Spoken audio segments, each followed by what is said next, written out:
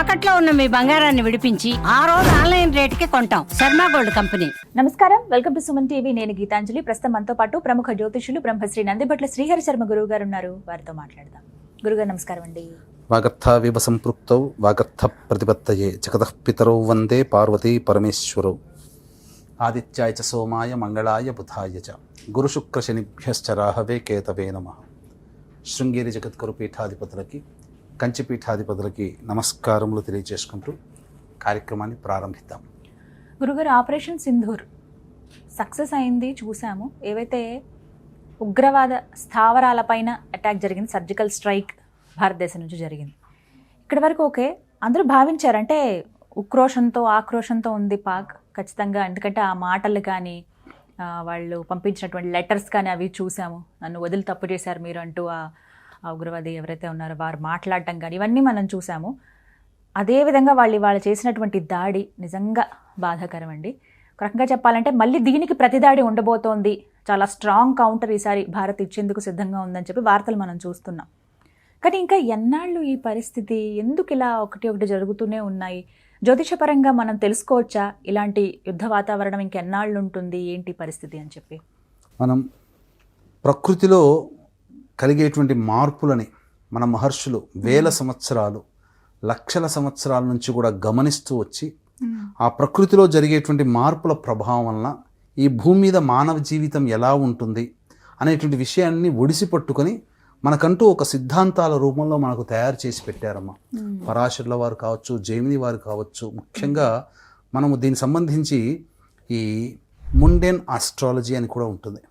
అందులో కనుక చూసుకున్నట్లయితే ప్రధానంగా వార్స్ ఏ గ్రహాల ప్రభావం వలన కలుగుతాయి, ఎర్త్క్వేక్స్ భూకంపాలు, అలాగే సునామీ హెచ్చరికలు, వరద బీభత్సాలు ఎప్పుడెప్పుడు ఎలా ఉంటాయి, ఏ ప్రభావం వల్ల కలుగుతాయి అని చెప్పేసి మనకు చాలా వివరంగా మనకు తెలియచేయడం జరుగుతుందమ్మా. అయితే దీన్ని బేస్ చేసుకునే మొన్న మార్చి 29వ తారీఖు రోజున గ్రహాలు మారాయి. 6 గ్రహాలు మీనరాశిలోకి, షడ్గ్రహ కూటమి. అదే రోజు సూర్యగ్రహణం. అలాగే శని కూడా కుంభరాశి నుంచి మీనరాశిలోకి మారడం జరిగింది. అయితే గ్రహణం మన భారతదేశంలో లేదు కాబట్టి మనకేం జరగదన్నారు. కానీ ఆ రోజున మీరు కూడా సాక్షినే. ఏంటంటే ఈ గ్రహణ ప్రభావం అనేటువంటిది మన భారతదేశంలో ఈశాన్య రాష్ట్రాల్లో ఉంటుంది అని చెప్పి క్లియర్గా మనం చెప్పాం.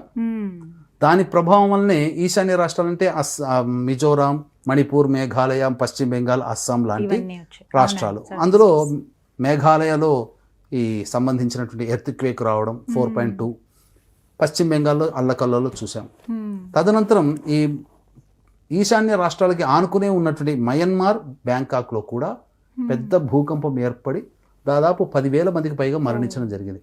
అంటే ఇవన్నీ ఎందుకు చెప్తున్నా అంటే గ్రహాల కూటమి అనేటువంటిది తద్వారా జరిగేటువంటి విపత్తు. అయితే మన సమాజంలో ఎంతసేపటికి కూడా కనబడేటువంటి వాటిని నమ్ముతుంది సైన్స్. నమ్మాలి, మనం సైన్స్ని కూడా అంగీకరించాలి.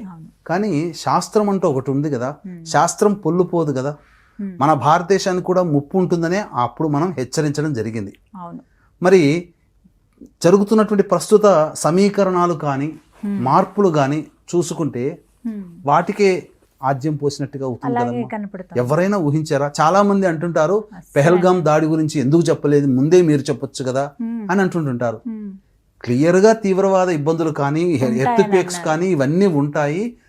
చాలా ఎక్కువ సంఖ్యలో జన నష్టం జరుగుతుంది, అల్లకల్లోల పరిస్థితులు ఉంటాయి, జాగ్రత్త పడండి, గ్రహాలు మనకి ఇవి చెప్తున్నాయని చెప్పాం. అంతే తప్ప పలానా ప్లేస్ అని ఎక్కడ శాస్త్రంలో ఉండదు. ఇప్పుడు ఉన్నటువంటి ప్లేస్లు జ్యోతిష్ శాస్త్రంలో లేవుగా. అప్పుడు ఉన్నప్పుడు రాముడు పరిపాలించిన అయోధ్య ఎక్కడుంది? మనకు అక్కడ ఉంది. కానీ నిజంగా రాజప్రసాదాలు ఉన్నాయా? ఎందుకు చెప్తున్నానంటే వీటి వల్ల విపత్తులు వస్తాయి. ఆ విపత్తుల నుంచి మనం బయటపడడం కోసం నిత్య దేవతారాధన చేసుకోవాలి అని శాస్త్రం చెప్పబడింది. మన భారతదేశం కర్మభూమి కాబట్టే మనము అనునిత్యము దేవతా ప్రార్థనలు చేస్తున్నాం కదమ్మా. అందువల్లనే ఈ యొక్క షడ్గ్రహ కూటమి, సూర్యగ్రహణ ప్రభావం మన మీద రాకుండా అతి కొద్దిగా ఉండి మనల్ని దాటి అదే ఈశాన్య ప్రాంతాన్ని సూచించే బ్యాంకాక్, మయన్మార్లో ఆ విఘాతం ఏర్పడి 1000 మంది చనిపోయారు. ఎందుకు మన భారతదేశం అంతా పూజాది కార్యక్రమాలు చక్కగా దేవతా కార్యక్రమాలు నిర్వహించుకునేటువంటి దేశం మనది. కాబట్టి ఆస్తికులు అందరూ కూడా సంతోషిస్తారు, అయ్యో అక్కడ జరిగింది జరగకుండా ఉండాల్సిందనే బాధపడతారు. నాస్తికులకి ఏముందమ్మా, నరం లేని నాలిక ఏదైనా మాట్లాడుతుంది. ఇంత విపత్తు జరిగి మన భారతదేశంలో తీవ్రవాద చర్యలు జరిగి ఇంతమంది చనిపోయినా దీన్ని రాజకీయాలు చేసేవాళ్ళు మన పక్కన లేరా? ఇప్పటికీ కూడా ఎంతమంది మోదీ చేసిన దాన్ని 90% మంది సమర్థిస్తే రాజకీయ నాయకులు వాళ్ళ స్వలాభం కోసం దాని 10% మోదీకి వ్యతిరేకంగా వాడుతున్నారు. తద్వారా జనాల్ని భయభ్రాంతులకి మరియు వాళ్ళకి ఒక కన్ఫ్యూజన్ కలగచేస్తున్నారు. గురుగారు, ఇక్కడ మాక్ డ్రిల్స్ కూడా కొన్ని చోట్ల నిర్వహించారండి. ఒకవేళ అలాంటి పరిస్థితులు వస్తాయని చెప్పి తెలుగు రాష్ట్రాల్లో ఇటు హైదరాబాద్ కానీ అటు వైజాగ్ కానీ జాగ్రత్తగా ఉండాల్సిన హై అలర్ట్ ఉన్నటువంటి ప్రాంతాలు ఇవి కూడా. సో అంటే మనం ఒకసారి జ్యోతిషపరంగా మాట్లాడుకుంటే భారతదేశంలో ప్రత్యేకించి కొన్ని ప్రాంతాలకు ఉపద్రవం ఉందని అలా ఏమైనా తెలుస్తుందండి మనకి?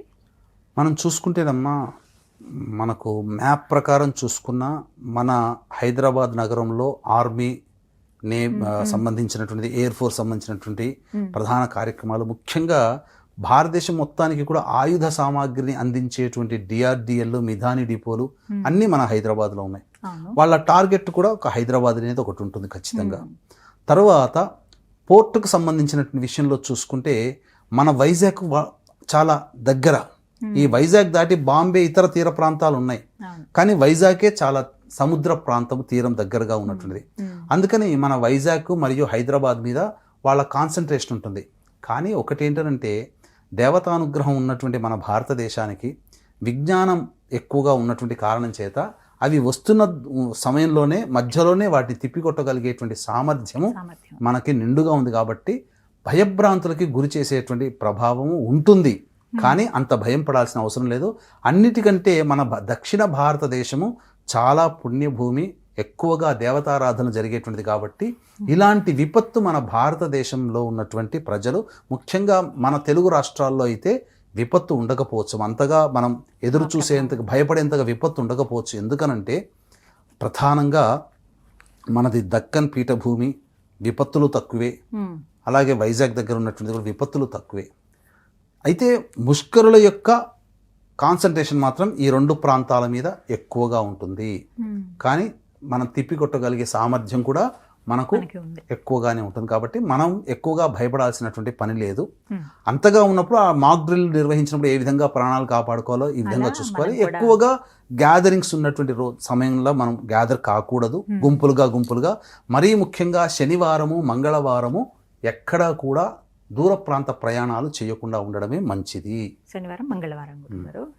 మరి ఇప్పుడు మనం వాస్తవంగా జరుగుతున్నటువంటిది చూసుకున్నట్లయితేనమ్మా, ఇప్పుడు జరిగినటువంటి మొన్న దాడులు జరిగాయి, ఎవరైనా ఊహించారా? ఆ తదనంతరం అది టూరిస్టులు, సామాన్యమైనటువంటి ప్రజలు, ఆ తదనంతరం భారతదేశం అనేటువంటిది చేస్తుంది. ఎందుకు? కొన్ని గ్రహాల యొక్క మార్పులు అనేటువంటిది ఉంటుంది, కేవలం తీవ్రవాద స్థావరాల మీద చేసింది. అయితే ఇప్పుడు గ్రహాలు మారబోతున్నాయమ్మా. ఇప్పుడు ఏంటనంటే కాలసర్పదోషం వస్తుంది. మే 18వ తారీఖు నుంచి జూన్ 6వ తారీఖు వరకు కాలసర్పదోషం ఉంది. ఇరు దేశాలు పాకిస్తాన్, ఇండియా కాలసర్పదోషంలోనే స్వాతంత్రాన్ని తెచ్చుకున్నాం. కాబట్టి దీని ప్రభావము ఇప్పుడు ఉన్నటువంటి అనేక ప్రపంచవ్యాప్తంగా ఉన్నటువంటి దేశాల్లో యుద్ధ వాతావరణం ఏ దేశంలో ఉందయ్యా అని అంటే ప్రజెంట్ కొత్తగా భారతదేశం, పాకిస్తాన్, రష్యా, ఉక్రెయిన్ అనేది జరుగుతూనే వస్తుంది, ఇజ్రాయిల్, పాలిస్తాన్ అనేది జరుగుతూనే ఉంది. ఆ విధంగా అక్కడ కార్యక్రమాలు, అక్కడ కూడా యుద్ధ వాతావరణాలు ఉంటాయి. కొత్తగా ఇక్కడ స్టార్ట్ అయింది. మే 18 నుంచి జూన్ 6వ తారీఖు వరకు జాగ్రత్త పడాల్సినటువంటిది. అంటే ఎలాంటివి చూస్తామండి ఇప్పుడున్న పరిస్థితుల్లో? మళ్ళీ ఈ మధ్యన రీసెంట్గా, వెరీ రీసెంట్, వాళ్ళు మన టూరిస్టులని చంపడం జరిగింది. మనం ప్రతిదాడిగా మనం వారి పౌరులని కాకుండా తీవ్రవాదులు చంపారు కాబట్టి తీవ్రవాద స్థావరాల్ని మాత్రమే టార్గెట్ చేసి వెనక్కి వచ్చేసేసాయి. కానీ మళ్ళీ దుశ్చర్యలు మళ్ళీ పాక్ ఇప్పుడు డైరెక్ట్గా చేసింది. తద్వారా ఏమైపోయింది? ఎల్ఓసి దగ్గర ఉన్నటువంటి సాధారణమైనటువంటి 16 మంది పౌరులు చనిపోవడం జరిగింది. ఇది ఒక రకంగా భారతదేశానికి నష్టమే. అప్పుడు భారతదేశం కూడా చర్యలు చేపడుతుంది. ఇప్పుడు మళ్ళీ కానీ ప్రతి దాని ఎప్పుడు ఉండవచ్చు 11, 12 మే 11, 12 తారీఖుల్లో కొంత ఉద్ధృతమవుతుంది. తరువాత మే 19, 20, 21, 22 ఈ సమయంలో ఖచ్చితంగా మళ్ళీ ఎక్కువగా దాడులు జరుగుతాయి. ఎందుకు అనంటే ఇప్పుడున్నటువంటి సందర్భంలోనమ్మా 11, 12 తేదీలలో స్వాతి నక్షత్రంలో చిత్తా నక్షత్రంలో చంద్రుడు ఉంటాడు. చంద్రుడికి కుజుడికి కేంద్ర స్థితి, కుజుడికి రాహుకి షష్టాష్టక స్థితి సంబంధించి కుజుడికి రాహుకి కాదమ్మా, ఈ యొక్క శనికి కుజుడికి ఈ సంబంధించినటువంటి సంబంధం లేదు అక్కడ ఎక్కడ కూడా. పైగా కుజుడు శని రాహుల మీద వీక్షణ చేస్తున్నాడు కాబట్టి 11, 12 కీలకం. రవికి కుజుడికి కేంద్ర స్థితి, కుజుడికి చంద్రుడికి కేంద్ర స్థితి, కుజుడి యొక్క వీక్షణ చంద్రుడి మీద మరియు శని రాహుల మీద శుక్రుడి మీద ఉన్నటువంటి కారణం చేత మే 11, 12 చాలా కీలకమైన రోజులు. అవి కూడా రాబోతున్న రోజులు. తర్వాత 18వ తారీఖు నుంచి కాలసర్పదోషం ప్రభావం ప్రారంభమవుతుంది కాబట్టి 19వ తారీఖు రోజు నుంచి 22వ తారీఖు వరకు కూడా చంద్రుడికి కుజుడికి షష్టాష్టక స్థితి, రాహుకి కుజుడికి షష్టాష్టక స్థితి ఏర్పడబోతుంది. ఈ కారణం వల్ల ఈయన 19 నుంచి 22 వరకు జాగ్రత్తలు పాటించాలి. ఇక మరీ ముఖ్యంగా గమనించుకున్నట్లయితే ఈ రవి ఆర్ద్ర నక్షత్రంలో ప్రవేశం చేస్తున్నాడమ్మా. ఆర్ద్ర నక్షత్రంలో ఎప్పుడైతే ప్రవేశం చేస్తాడో అప్పుడు కీలకం, సమయం మాత్రం చాలా కీలకమనే చెప్పొచ్చు. ఎప్పుడు అనంటే మనం గమనించుకున్నట్లయితేనమ్మా 22 జూన్ నుంచి 5 జూలై మధ్య కాలంలో రవి ఆర్ద్ర నక్షత్రంలో ప్రవేశం చేసినప్పుడు అప్పుడు ఈ యొక్క సంబంధించినటువంటివి చాలా మార్పులు చోటు చేసుకుంటాయి. 22 జూన్ నుంచి 5 జూలై వరకు. అయితే ఇక్కడ ప్రధానంగా కుజుడు కేతువు 23, 24 జూలై నెలల్లో ఒకే డిగ్రీలో ఉండబోతున్నారు. అది చాలా కీలకం. అది దానివల్ల కూడా జూలైలో ఏదో ఒక సంఘటన ప్రపంచవ్యాప్తముగా తీవ్రవాద దుశ్చర్యలు కావచ్చు, భూకంపములు కావచ్చు, లేకపోతే బాగా అగ్ని కీలలు అనేటువంటివి ఏర్పడవచ్చు, లేదా ఏదైనా కానీ దేశంలో ఎమర్జెన్సీని ఏర్పరిచే అవకాశాలు ఉంటాయి ప్రపంచవ్యాప్తంగా ఏదైనా దేశంలో అని చెప్పవచ్చు. ఇక మరీ ముఖ్యంగా ఈ కాలసర్ప యోగం ఉన్నటువంటి 18 మే నుంచి జూన్ 6వ తారీఖు వరకు జాగ్రత్తలు పాటించాల్సిందే, అందులో ఏమాత్రం సందేహం లేదు. మరీ ముఖ్యంగా 22 జూన్ నుంచి 5 జూలై వరకు కూడా ఉండాల్సిందే అన్నమాట, జాగ్రత్తలు పాటించాల్సిందే. ఈ సమయం మాత్రం చాలా కీలకం. అప్పుడు శుక్రుడు వృషభ రాశిలోకి వస్తాడు, అలాగే రవి రాహు నక్షత్రంలో ఉంటాడు, గురువు కూడా రాహు నక్షత్రంలో ఉంటాడు, అలాగే ఈ సంబంధించినటువంటి రాహువు గురు నక్షత్రంలో ఉంటాడు. ఆ సమయంలో కుజకేతువులు జూలైలో కలిసేటువంటి అవకాశం ఉంటుంది. ఇన్ని గ్రహాలు అనుకూలంగా లేవు. దాదాపుగా ఒక్క బుధ గ్రహము తప్ప మిగతా 8 గ్రహాలు కూడా పాపగ్రహాల యొక్క నక్షత్రములలో ఉండాలి. కాబట్టి ప్రజలందరూ కూడా, వీక్షించేటువంటి ప్రజలందరూ కూడా జాగ్రత్తలు పాటించక తప్పని పరిస్థితి. అంటే ఏంటి గురుగారు, ఎలాంటి జాగ్రత్తలు తీసుకోవాలి? ఎలాంటి జాగ్రత్తలు అని అంటేనమ్మా, ముఖ్యంగా మాస్ గ్యాదరింగ్స్ ఉండకూడదు. గుంపులు గుంపులుగా ప్రయాణాలు, గుంపులు గుంపులుగా ఎక్కడికైనా వెళ్ళడాలు, ఒక గుంపులుగా ఒక చోట గుమికూడడాలు లాంటివి ఎక్కడా కూడా చేయకూడదమ్మా.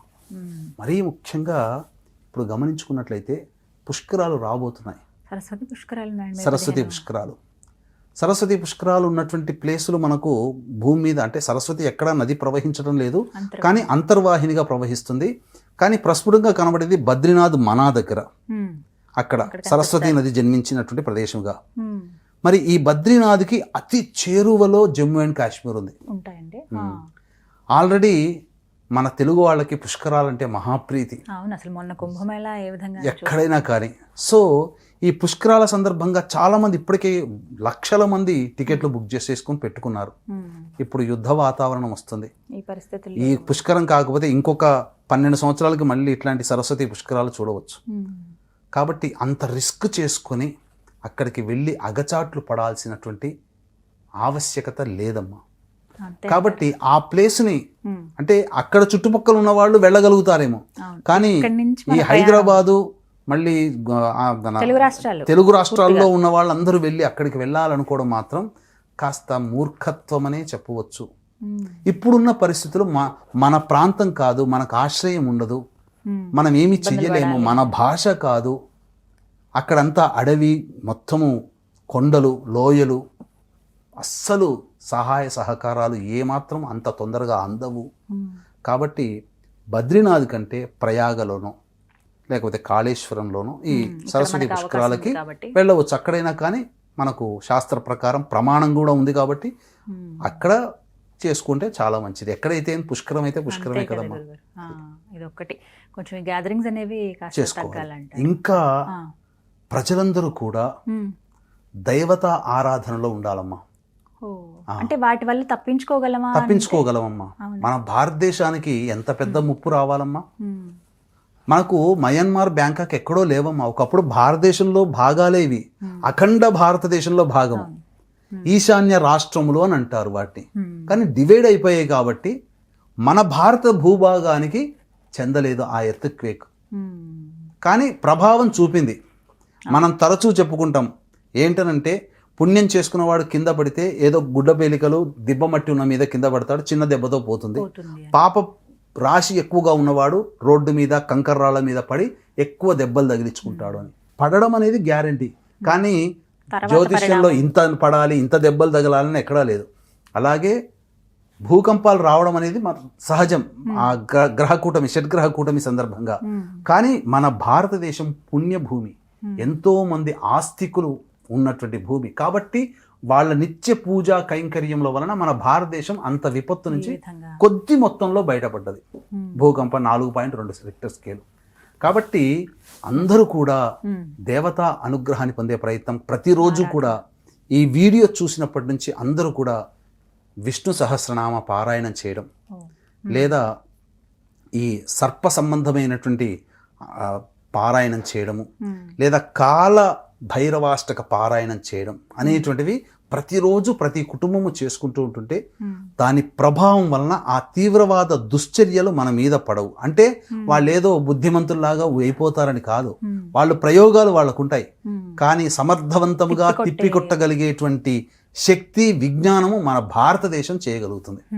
ఇప్పుడు వాళ్ళకి ఉంది విజ్ఞానం, మనకి ఉంది, కానీ మన అటాక్స్ని వాళ్ళు ఆదుకోగలిగారా, ఆపుకోగలిగారా? ఎందుకు సమయానికి ఫెయిల్ అయిపోయినాయి?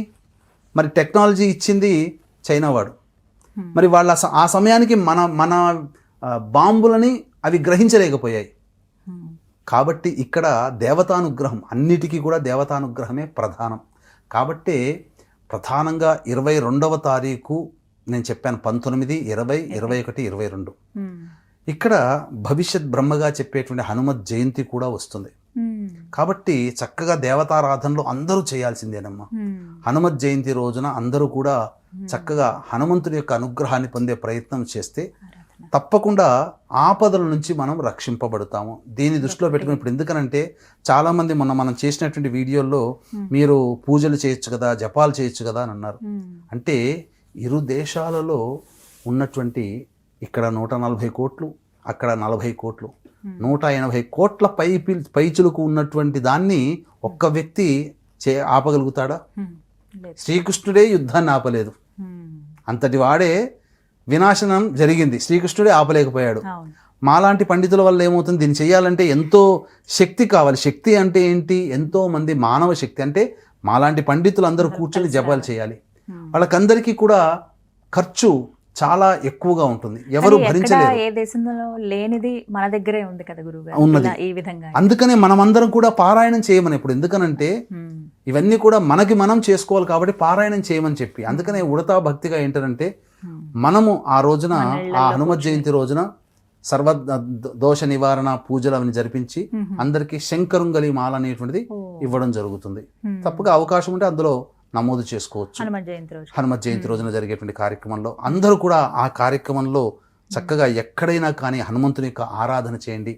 శివ ఆరాధన, మృత్యుంజయుని యొక్క ఆరాధన చాలా విశేషము. ముఖ్యంగా నాగదేవత ఆరాధన చెయ్యాలి. ఈ భూమిని భరిస్తుంది ఆదిశేషుడు. కాబట్టి చెయ్యాలి. కానీ 11, 12, 19, 20, 21, 22 ఈ నెల తేదీలు మళ్ళీ చెప్తున్నాను. 18వ తారీఖు మే నుంచి 6వ తారీఖు జూన్ వరకు కాలసర్పయోగం ఉంది. మళ్ళీ ఈ 30 జూన్ నుంచి 22 జూన్ నుంచి 5 జూలై మధ్య కాలంలో ఈ యొక్క రవి ఆర్ద్ర నక్షత్ర ప్రవేశము. ప్రపంచంలో ఏదో ఒక విపత్తు అనేటువంటిది అంటే ఏంటి, ఈ రాజకీయంలో పెను మార్పులు చోటు చేసుకుంటాయి. గొప్ప వ్యక్తులు, నేతలు హత్యకు కానీ లేకపోతే దేశాలలో ఉన్నటువంటి అధికార మార్పు జరిగే అవకాశం ఉంటుంది. 23, 24 జూలై మాత్రం అది మనం గుర్తుపెట్టుకోగలిగేటువంటి రోజులుగా అవుతుందమ్మా. మొత్తం మీద మీరు అన్నట్టు దైవనామ స్మరణ చేయడం, ఈ పారాయణాలు చేయడం చేసుకోవడం మనవంతుగా చేయవలసింది కాబట్టి ఖచ్చితంగా యుద్ధ వాతావరణం అనేటువంటిది పెరుగుతూనే వస్తుందమ్మా. ఎందుకనంటే కవ్వింపు చర్యలు జరుగుతాయి, తద్వారా జన నష్టం అధిక మొత్తంలో జరుగుతుంది, తద్వారా కొన్ని ఇబ్బందికర పరిస్థితులు తలెత్తుతాయమ్మా. చూడాలి, తట్టుకోవాలి. మీరు అన్నట్టు దైవనామ స్మరణ, ఈ పారాయణాలు మనకు చేతనవుతాయి కాబట్టి మనం చేయవలసింది ఇవే. ఇప్పుడు వివరించారు గురుగారు, ధన్యవాదాలండి. సర్వం శ్రీ ఉమామహేశ్వర పరబ్రహ్మార్పణమస్తు.